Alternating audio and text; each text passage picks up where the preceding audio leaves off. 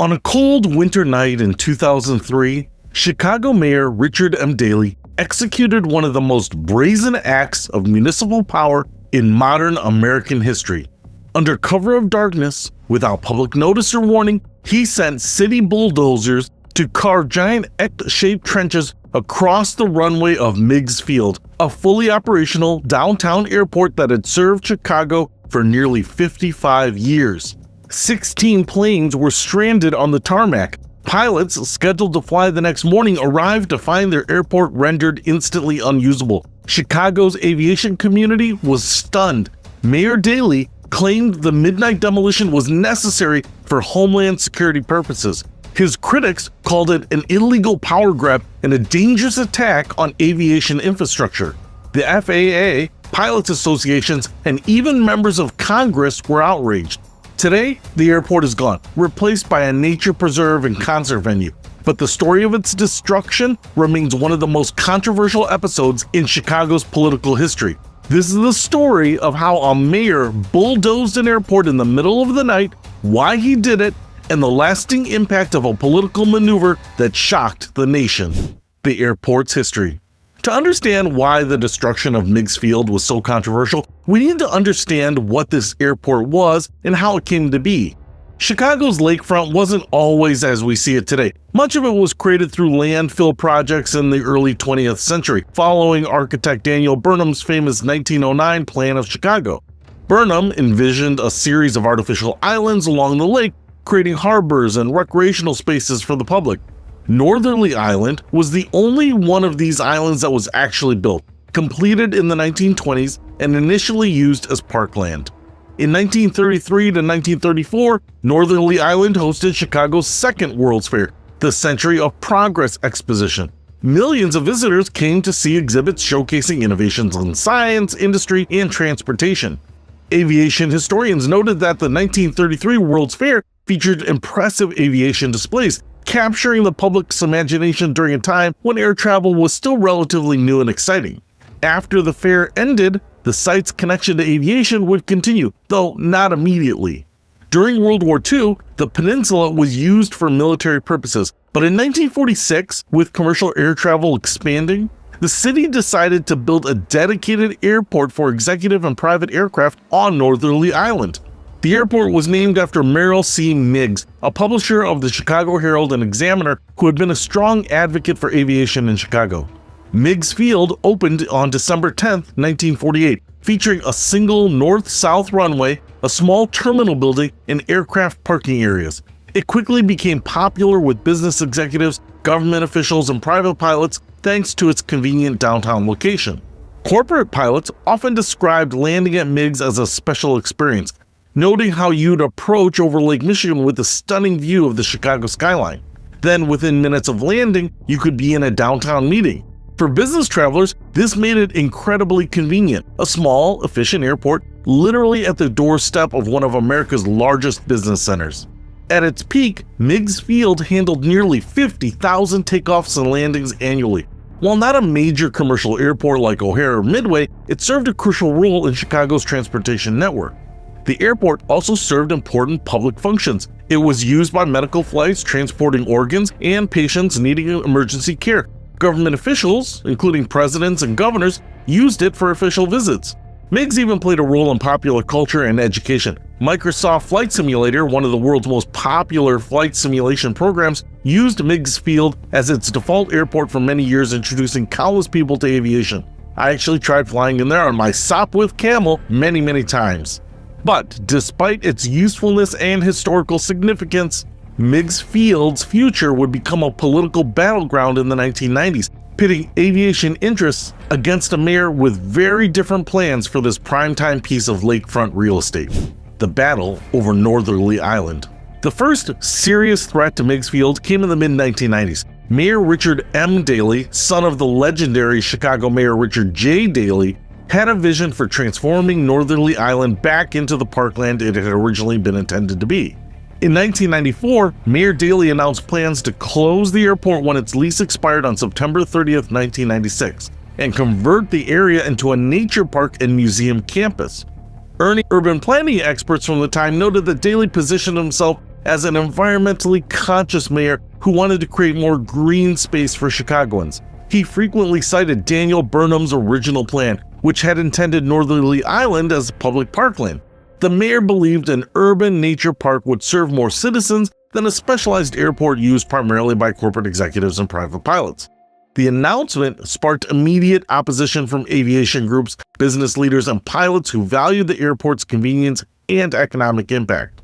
The Aircraft Owners and Pilots Association, AOPA, led the fight to save Meigs, arguing that the airport was an irreplaceable piece of transportation infrastructure that served both economic and safety functions. Aviation advocates emphasized that this wasn't just about a few wealthy executives keeping their convenient airport. According to their statements, Meigs served as a relief valve for the congested Chicago airspace, handling medical flights, and provided a safe alternative when weather affected other airports. Closing it would push more traffic to already crowded facilities and eliminate a crucial safety option for pilots.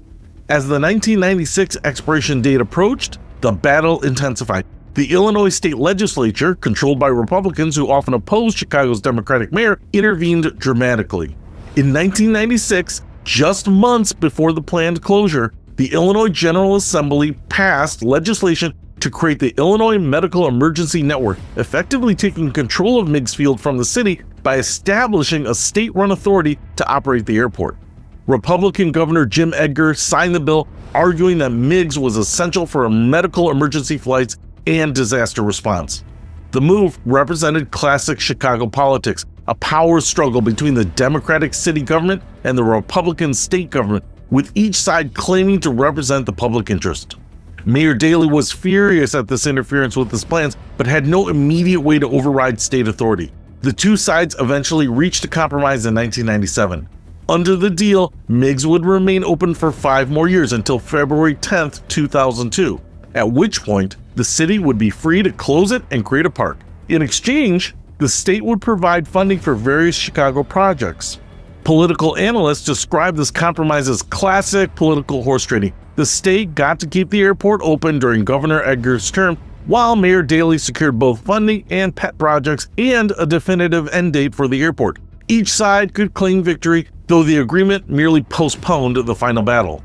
Aviation groups continued advocating for Meigs throughout this period, proposing various compromises that would preserve at least part of the airport while adding park features. As 2002 approached, another twist emerged. After the September 11, 2001 terrorist attacks, aviation security became a national priority.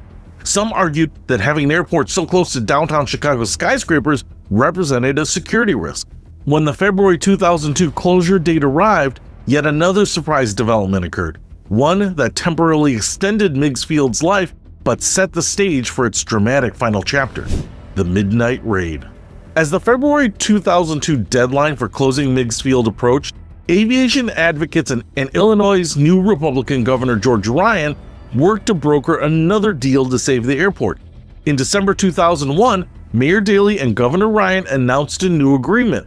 Meigs would remain open for 25 more years, with the city receiving federal funding for O'Hare expansion in exchange. Aviation supporters celebrated what seemed like a long-term victory, but there was a crucial catch.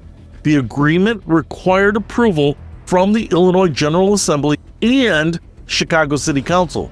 The state legislature never passed the necessary legislation. By early 2003, Mayor Daley appeared increasingly frustrated by the continued existence of an airport he had been trying to close for nearly a decade. According to former City Hall staffers, there was a growing sense that the mayor was tired of having his vision for the lakefront blocked by political opponents and aviation interests. The failed deal with Governor Ryan seemed to be the last straw. The mayor began talking more forcefully about his park plans, but nobody expected what happened next. On Sunday night, March 30th, 2003, without any public notice or warning, Mayor Daley made his move. Shortly before midnight, a fleet of city bulldozers and heavy equipment was dispatched to Meigs Field. Working through the night, city crews carved 6 large X-shaped trenches across the runway, effectively rendering the airport unusable.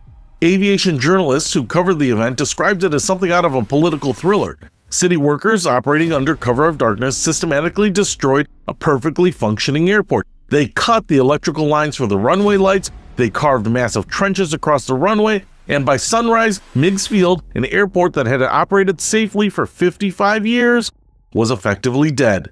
The morning of March 31st brought shock and confusion. 16 aircraft remained parked at the airport, now stranded with no way to take off. Pilots arriving for scheduled flights found their airport destroyed. The mayor's office had not notified the Federal Aviation Administration before the demolition, a violation of federal regulations requiring at least 30 days notice before closing any airport. The official reason given for the sudden action? Homeland security. In his public statement, Mayor Daley claimed the airport posed a terrorism risk to downtown Chicago. This is about public safety and homeland security. We have vulnerabilities that must be addressed. We did not want to debate this issue endlessly. The Homeland Security justification met with immediate skepticism. The FAA and Transportation Security Administration had never identified Meigs as a particular security risk, and no specific threats had ever been reported. Aviation security analysts quickly pointed out the flaws in this reasoning. According to their published assessments, if Meigs truly represented an urgent security threat, the proper procedure would have been to coordinate with federal authorities, not take unilateral action in the middle of the night. And carving X's on the runway wouldn't prevent a determined terrorist from using the site. It would only stop legitimate aviation operations. On top of that, September 11th showed that planes flying into buildings didn't need an airport nearby to do it. Critics suggested the real motivation was simply to end the long-running dispute over the airport's future by creating a fait accompli, a situation that couldn't be easily reversed. Later revelations showed that the midnight operation had been planned in secret for some time. City workers had been instructed not to discuss it, and equipment had been strategically positioned nearby earlier in the day. The immediate aftermath was chaotic. The stranded pilots were eventually allowed to fly their planes out using the taxiway as a makeshift runway, potentially dangerous operation that fortunately proceeded without incident. The midnight destruction of Meigs Field instantly became one of the most controversial acts of Mayor Daley's long tenure, but the fallout was just beginning. The aftermath and reaction. The morning after Mayor Daley's midnight raid, reactions poured in from across the country. Aviation groups were furious, politicians were divided, and the media had a field day with the story. The Aircraft Owners and Pilots Association called it a deplorable action, while the National Business Aviation Association termed it an apparent violation of federal law. Phil Boyer, then president of AOPA, issued a particularly strong statement, calling the action a gross violation of law and common sense. He declared that Mayor Daley has resorted to bulldozers at midnight to accomplish his long-desired goal of closing Meigs Field.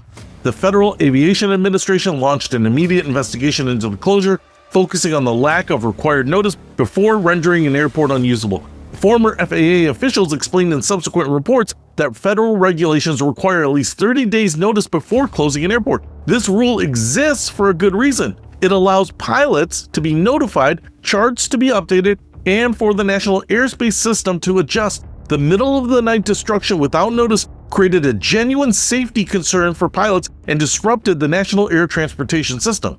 In Washington, members of Congress from both parties criticized the mayor's actions. Senator Peter Fitzgerald of Illinois called it an act of midnight vandalism.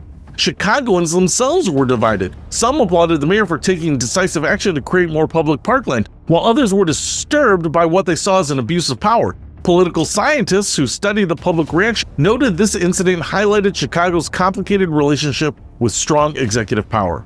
The Daley family name had long been associated with forceful leadership and getting things done. Some Chicagoans appreciated that decisiveness, even when it meant bulldozing an airport in the middle of the night. Others saw it as confirming their worst fears about unchecked mayoral authority. The financial ramifications soon emerged. The midnight demolition cost Chicago taxpayers $501,000 in emergency demolition contracts, money that hadn't been properly appropriated through normal channels. More significantly, the FAA investigation revealed that Chicago had improperly diverted $1.5 million in federal airport improvement funds specifically allocated for O'Hare Airport improvements to pay for the demolition of Meigs Field. The FAA had actually warned the city against using these funds for work at Meigs Field before the demolition order was given.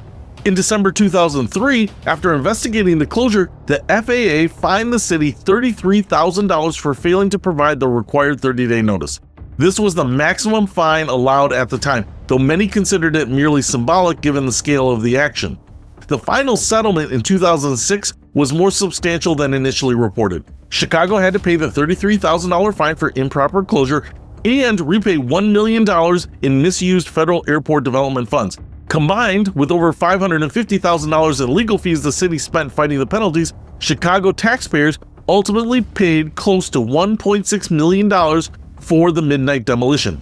Aviation attorneys pointed out at the time that the penalties, while significant, were calculated by the city as worth it to accomplish their goal of closing the airport permanently. Politically, Mayor Daley weathered the storm. While the incident generated national headlines and criticism, his local political position remained strong enough that he was re-elected in 2007.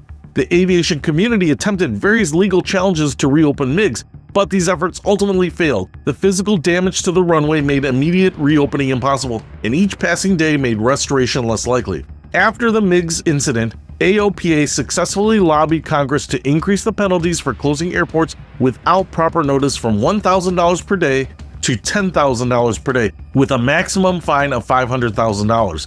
The legislation also requires closure notices to be published in the Federal Register, making it impossible to close airports secretly in the future. The destruction of Meigs Field became a cautionary tale about the fragility of aviation infrastructure and the impact of local politics on transportation networks. But for Mayor Daley, attention now turned to implementing his long-desired park plan: transformation to Northerly Island Park. With Meigs Field permanently closed, Mayor Daley moved quickly to implement his vision for a nature park on Northerly Island. The runway was completely removed and transformation began. The city unveiled plans for a 91-acre ecological park featuring native prairie landscapes, a lagoon, walking trails, and outdoor performance spaces. Landscape architects involved in similar Chicago park projects described the concept as creating a natural oasis in the heart of the city, a place where Chicagoans could experience native Illinois landscapes that largely disappeared from the region. The plan included prairie restoration, wetlands, and habitats designed to attract migratory birds and butterflies. It was an ambitious ecological restoration project in a very prominent location. In 2005, the Charter One Pavilion, later renamed Huntington Bank Pavilion, opened on the northern portion of the island, creating a 7,500-seat outdoor concert venue.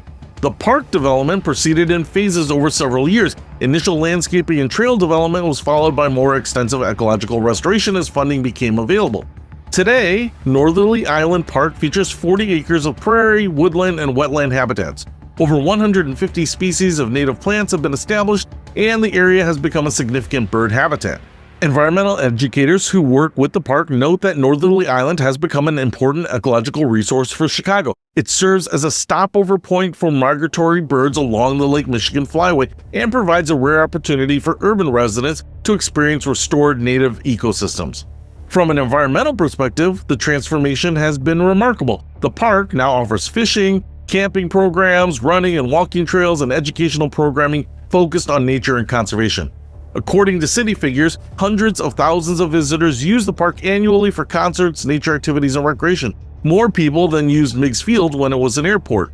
Urban park advocates frequently point out there's no question more Chicago residents directly use and enjoy Northerly Island as a park than ever as an airport. The park provides free public access to a spectacular piece of lakefront property that was previously limited to those who flew in and out. From a pure numbers perspective, it serves more of the public now. The old terminal building was preserved and converted into a park fieldhouse and visitor center, maintaining a small link to the site's aviation history. The air traffic control tower also remains standing as a historical reminder. While the park has been successful on its own terms, the manner of its creation continues to color how people view it. For many aviation enthusiasts, Northerly Island remains the park that shouldn't be, a beautiful space created through controversial means. The legacy and lessons.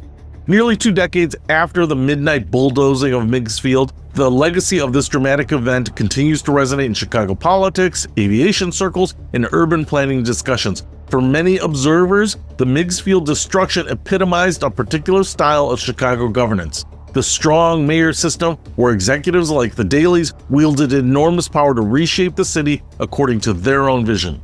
Political historians studying the event have noted that the midnight bulldozing of Meigs Field has become shorthand for unilateral executive action in local government. It demonstrated both capabilities and the dangers of concentrated municipal power.